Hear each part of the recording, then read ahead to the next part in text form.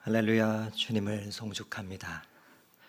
4월 26일 화요일 새벽, 하나님께서 오늘도 참 좋은 날을 우리에게 주셨습니다. 함께 기도함으로 매일 주심 기도에 시작하겠습니다.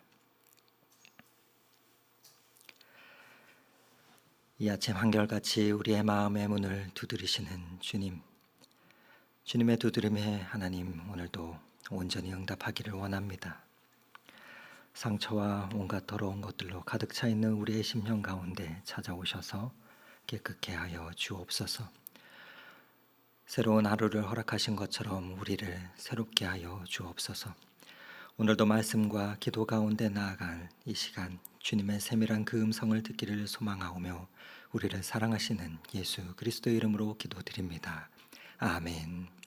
오늘 우리가 함께 은혜 나눌 하나님의 말씀은 고린도전서 5장 1절에서 13절의 말씀입니다. 그 하나님의 말씀을 봉독해 드립니다.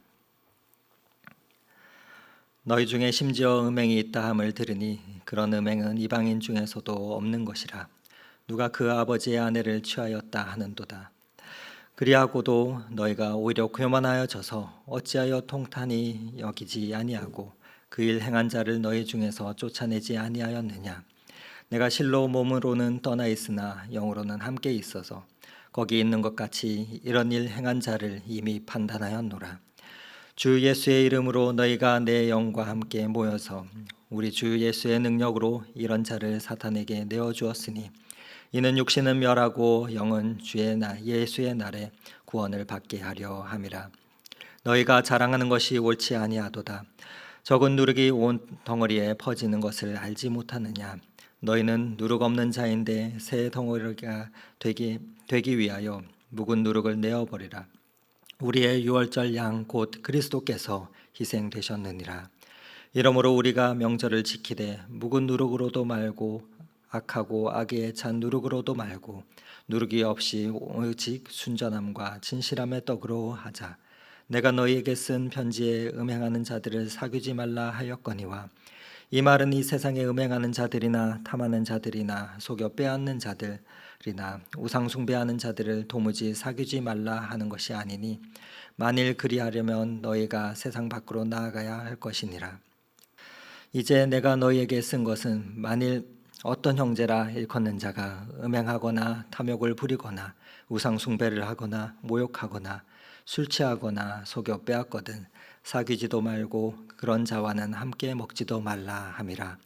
밖에 있는 사람들을 판단하는 것이야 내가 무슨 상관이 있으리오마는 교회 안에 있는 사람들이야 너희가 판단하지 아니하랴.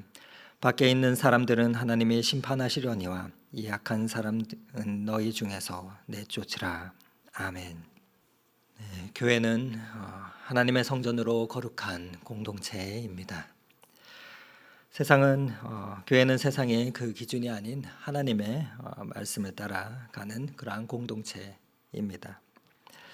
하나님의 말씀은 우리를 속박하는 끈이 아니라 자유케 하는 생명입니다. 그러므로 그 말씀에 우리가 순종함으로 서로 사랑하며 섬기는 그 사랑의 공동체를 우리는 만들어가야 합니다.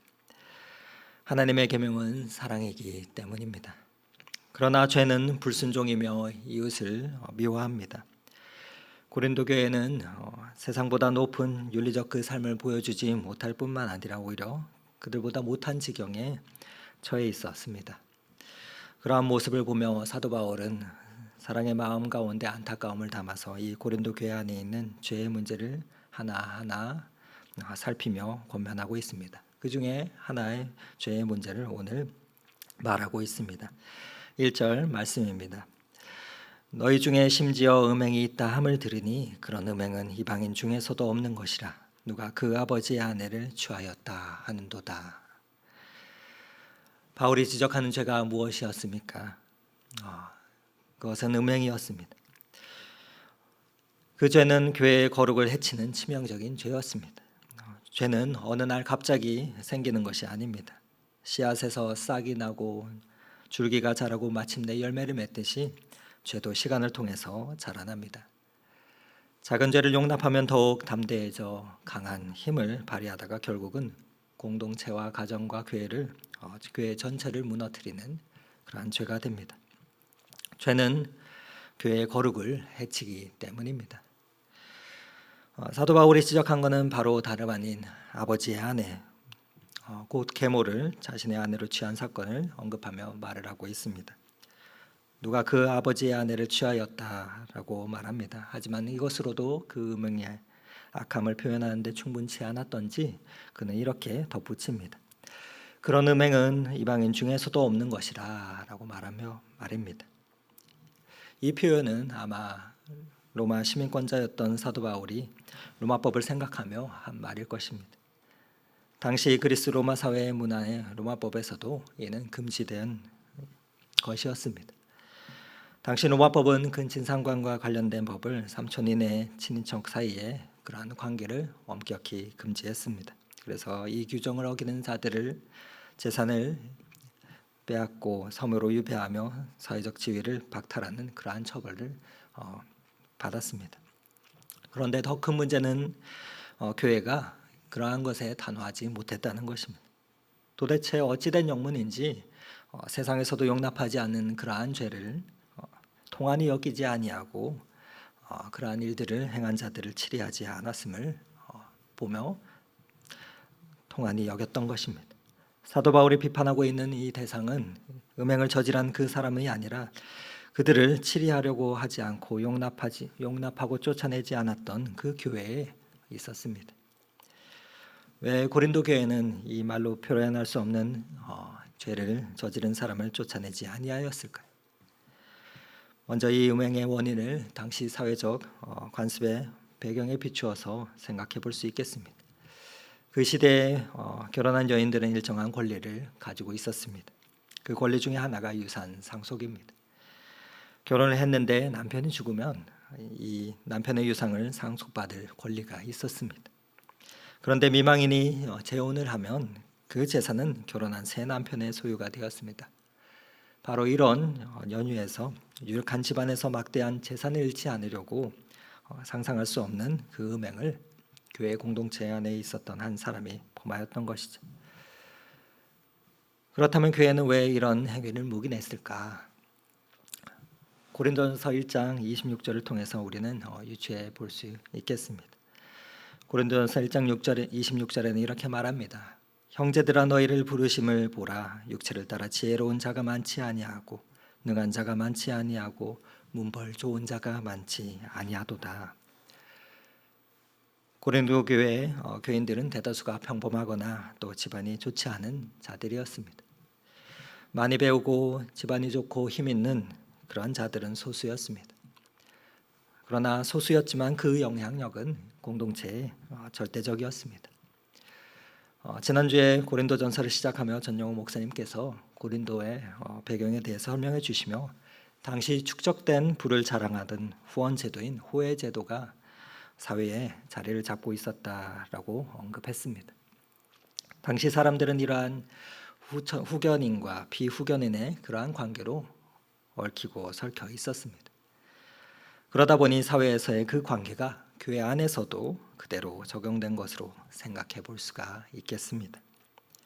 믿음의 공동체였지만 교인들의 관계는 당시 사회의 관습을 벗어나지 못했습니다. 그래서 지위가 낮고 출신이 전한 사람들은 교회에서도 영향력 있는 그 후견인들의 눈치를 봐야 했던 것이죠.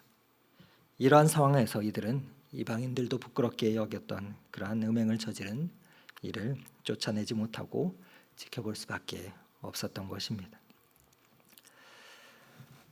물론 세상의 그 복잡한 그러한 관계를 단칼로 자르거나 한 줄로 재단할 수는 없을 것입니다. 그러나 그렇더라도 하지 말아야 할 그러한 일을 하고서도 교만하게 또한 자랑하는 이들을 물리치지 않는 것 또한 참된 사랑이 아닙니다. 하나님은 사랑의 하나님이시자 또한 진리의 하나님이십니다. 진리가 없는 사랑은 진정한 사랑이 아닙니다. 사랑은 진리와 함께 기뻐합니다. 참 사랑은 악을 그렇게 미워하고 선에 속하는 것이 진정한 사랑입니다. 그러나 교회가 이 죄에 대한 감각을 잃어버리니 점점 더 마땅히 아닌 것을 아니라 말해야 하는데 그렇게 말하지 못하는 그 모습으로 퇴색되어졌던 갔던 것입니다. 오늘 6절 말씀입니다. 너희가 자랑하는 것이 옳지 아니하도다. 적은 누룩이 온 덩어리에 퍼지는 것을 알지 못하느냐. 바울은 그렇게 죄를 묵인함으로 형제 사랑을 실천한다는 그러한 고린도 교회의 성도들의 그릇된 자랑을 책망하고 있습니다. 오늘날 우리도 어쩌면 이 고린도 교회처럼 나와 관계된 또한 자신의 이익과 관련된 일들이 있을 때는 더욱더 소신껏 행동하기 힘듦을 마주하게 됩니다. 그런 고린도 교회의 형편과 비슷한 오늘날을 살아가는 성도들에게 바울은 이렇게 말합니다. 7절 말씀인데 우리 함께 읽어보도록 하겠습니다. 너희는 누룩 없는 자인데 새 덩어리가 되기 위하여 묵은 누룩을 내버리라. 우리의 유월절 양 곧 그리스도께서 희생되셨느니라. 무슨 말씀입니까? 그리스도께서 이루신 구원이 우리 안에서 역사하고 있다는 말씀입니다. 우리는 그 역사로 말미암아 이미 새로운 피조물이 되었다는 그 뜻입니다. 그러니 우리는 순전하고 진실함으로 살아갈 수 있는 존재이며 또한 그렇게 살아가야 하는 자들이라는 것입니다. 그리스도의 희생으로 누룩 없는 자, 즉 새 생명을 입고 부르심은 얻은 자들은 더 이상 음행에 묵은 누룩을 가까이 하지 아니하고 죄를 가까이 하지 아니하며 그리스도 안에서 마땅히 거룩한 삶을 살아야 함을 말하고 있는 것입니다. 그래서 9절에서는 사도 바울은 이러한 자들을 사귀지 말라 합니다. 바울은 고린도 교회 성도들이 성적으로 부도덕한 자들을 가까이하며 사귀는 것을 경계했습니다. 새 생명을 가진 자들이 묵은 누룩처럼 그렇게 성도들에게 악한 영향을 주기 때문이었습니다. 사도 바울은 그리스도인이라 말하면서 여전히 음란하고 탐욕적이며 우상을 숭배하는 자들을 사귀지 말라 명령합니다. 그리스도를 믿는다면서도 여전히 그러한 묵은 누룩과 같은 그 습관을 버리지 못하고 형제를 비방하며 술 취하고 남을 속이는 자들을 경계할 것을 당부합니다. 죄에서 교회의 공동체를 거룩하게 지키기 위함이었습니다. 거룩한 삶은 악한 세상을 떠나는 데 있는 것이 아니라 이 세상과 구별된 삶을 사는 데 있는 것이기 때문입니다. 12절과 13절의 말씀입니다. 함께 읽겠습니다. 밖에 있는 사람들을 판단하는 것이야 내게 무슨 상관이 있으리요마는 교회 안에 있는 사람들이야 너희가 판단하지 아니하랴. 밖에 있는 사람들은 하나님이 심판하시려니와 이 악한 사람은 너희 중에서 내쫓으라. 바울은 불신자들은 하나님께서 판단하실 것이니 고린도 교회의 악한 누룩을 제거해 거룩과 순교를 지킬 것을 당부하고 있습니다. 교회 공동체 안에 있는 자가 음행과 탐욕과 우상숭배와 술취함과 속임수 등의 이러한 죄 가운데 연루되어 있다면 그와는 먹지도 말라고 권면합니다. 여기서 먹지도 말라는 것은 성만찬에서 배제시키라는 그러한 말입니다. 이것은 당시 공동체에서 쫓아내라는 그러한 권면과도 같았습니다. 믿는 사람들의 모임인 교회의 공동체는 그 공동체에 걸맞는 규율이 있어야 합니다. 신앙이 타락하고 교회가 타락하면 교회 안에는 제일 형편없는 범죄들이 발생하게 됩니다. 중세의 기록들을 살펴보면 엄청난 죄가 교회 안에서 버젓이 있었음을 종종 접하게 됩니다. 죄에 대해서는 면역성이 없기 때문입니다. 교회는 죄인을 용납하여야 하나 그 죄를 책망해야 합니다. 그래서 그러나 죄까지 용납하니 교회가 부패해져서 그런 일이 일어날 수 있었던 것이죠. 그러한 면에서 거룩은 개인의 소유물이 아니라 공동체의 연대적인 결과입니다. 우리는 이 죄를 볼 때마다 그렇기에 애통하고 그 죄를 미워하며 거룩을 위해서 몸부림쳐야 하는 자들입니다. 오늘 말씀을 보며 우리는 두 가지의 귀중한 교훈을 얻습니다. 하나는 그리스도인은 세상 가운데 있어야 한다는 것입니다. 세상에서 그리스도인은 수없이 끊임없이 유혹을 받고 또 받습니다. 죄 많고 남을 속여서 빼앗고 음행이 가득하고 거짓과 속임수가 난무한 이 땅 가운데 우상 숭배하는 그 세상을 벗어나서 믿는 사람들끼리만 살아가면 안 될까요? 물론 그렇게 사는 자들도 있겠지만 하지만 사도 바울은 그렇게 권면하지 않고 있습니다. 더 중요하게도 예수님은 그렇게 말씀하시지 않습니다. 요한복음 17장 15절에 예수님은 이렇게 말씀합니다. 내가 비옵는 것은 그들을 세상에 가시기를 위함이 아니요 다만 악에 빠지지 않게 보존하시기 위함이니라. 그들을 세상에서 데려가시기 위함이 아니요 다만 악에 빠지지 않게 보존하시기를 위함이라. 왜냐하면 그리스도인이 있어야 할 곳은 세상이기 때문입니다. 우리를 빛과 소금으로 부르시고 우리를 세상 가운데 그러한 빛과 소금으로 살아가도록 보내셨기 때문입니다. 또한 세상이 바로 우리가 순전함과 진실함을 보여줄 그러한 무대이기 때문입니다. 저와 여러분은 오늘 하루도 바삐 지낼 것입니다. 수많은 일들을 하면서 많은 사람들을 만나게 될 것입니다. 그때 세상에서 순전함과 진실함을 나타낼 수 있는 저와 여러분이 되기를 소망합니다. 둘째로 세상을 판단하시는 분은 오직 하나님뿐이시라는 것입니다.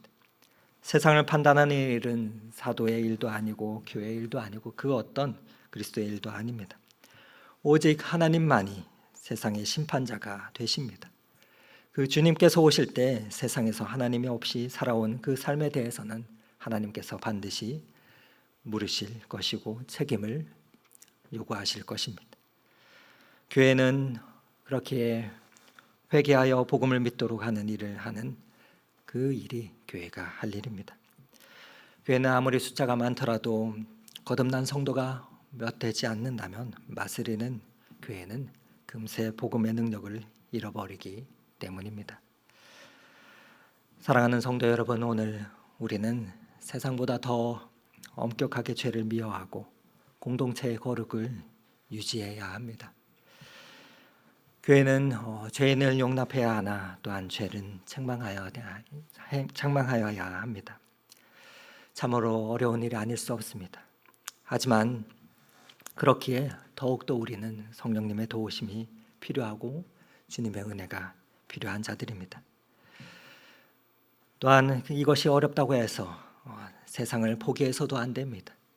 왜냐하면 세상 또한 여전히 하나님께서 안타까워하시며 그 죄에서 돌아오기를 기다리는 수많은 영혼들이 있는 공간이기 때문입니다. 그 세상에 하나님의 거룩한 백성이 되도록 교회가 본을 보여줘야 하는 것이죠. 오늘 이 새벽에 우리는 함께 간절히 이렇게 기도하기를 원합니다. 코로나와 여러 가지 이유로 안 그래도 어려운 또한 깊은 영적인 침체의 터널을 지나고 있는 것과 같은 이 한국 땅의 교회들을 위해서 그 교회가 거룩함을 지키며 또 하나님의 통치와 다스림을 온전히 나타내는 그러한 교회가 되도록 그러한 공동체가 되도록 중보하면 좋겠습니다. 그리고 무엇보다도 우리 높은 뜻 덕소교회가 이 교회에 속한 모든 성도님들이 또한 모두가 다 날마다 내 앞에 더러운 죄악과 날마다 싸우며 공동체가 직면하게 되는 수많은 악한 누룩을 기꺼이 제거하려는 그 거룩한 열망 가운데 하나님의 성전인 우리 몸을 우리 자신을 가꾸어가는 자들이 되면 좋겠습니다. 그 가운데서 우리에게 맡겨주신 가정을 세우며 또한 교회를 건강하게 이루어가서 이 땅 가운데 하나님의 거룩하심을 보여주는 그러한 복된 교회, 복된 성도들의 그 삶이 되기를 간절히 소망합니다. 그러한 발걸음으로 오늘 이 한날도 나아가시는 저와 여러분의 발걸음 가운데 성령 하나님께서 힘주시며 동행해 주시기를 오늘 이 말씀 의지하여서 축원을 드립니다. 함께 기도하도록 하겠습니다. 사랑의 하나님, 주님께서는 우리에게 거룩함의 순례자로 불러주셨습니다. 그러나 우리는 세상에서 속절없이 끌려다니며 죄 가운데서 방향을 잃어버리고 말았습니다. 거룩함을 지키기보다는 적은 누룩이 우리의 영혼과 삶을 갉아먹고 있음에도 깨닫지 못하였습니다. 하나님 아버지, 이제라도 그 죄악에서 멈추어 돌아서게 하옵소서. 내 삶과 가정과 교회, 우리의 삶의 자리를 흔드는 그 악한 누룩을 제하는 결단과 용기를 주시옵소서. 그리하여서 다시 거룩함으로 향하는 순례의 삶을 살아가도록 인도하여 주옵소서.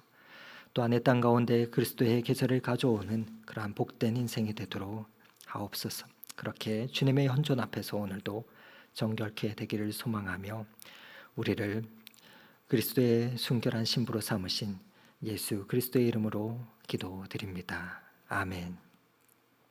다 함께 계속해서 각자의 기도 제목을 가지고 더 깊은 기도의 자리로 나아가도록 하겠습니다.